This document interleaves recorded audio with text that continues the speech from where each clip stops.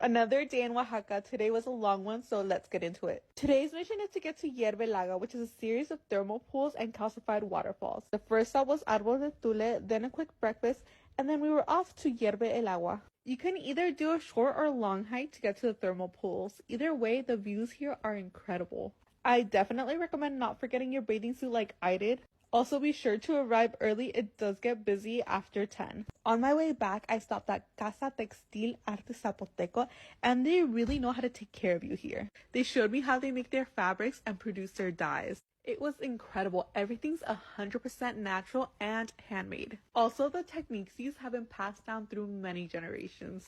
You can honestly spend hours in their store. I was like a kid in a candy store trying to buy everything. Then I did a quick mezcal tasting to pick up some bottles to take home, and then I headed back to Oaxaca City to have some drinks and dinner with my friends.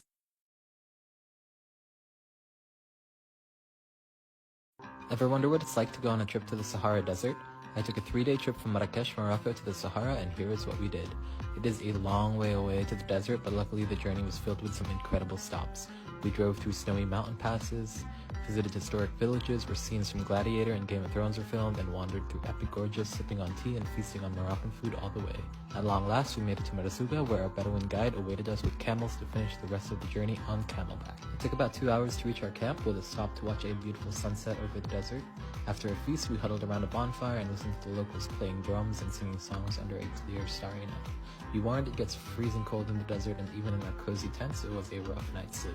But not as rough as the camel ride back before sunrise.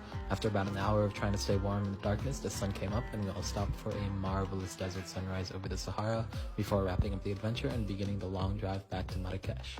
It was an unforgettable experience and one that can't be missed for anyone visiting Morocco.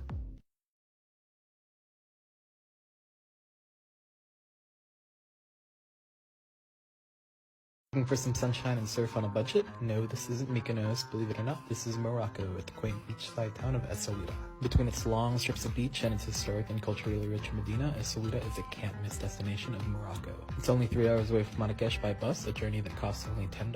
I chose to stay at Essaouira Beach Hostel with sandy shores and surf right at your doorstep. It has a stunning rooftop, free breakfast, surfing and kitesurfing lessons and rentals, and private rooms as well as dorms to meet fellow travelers. It's a 10-minute walk from the historic Medina, where you'll find street markets cramped between gorgeous buildings of blue and white. It's like stepping back into time, and the best thing to do in Essaouira is to get lost in the labyrinthine alleys of the Medina. Let your feet take you on an aimless wander and see what you find.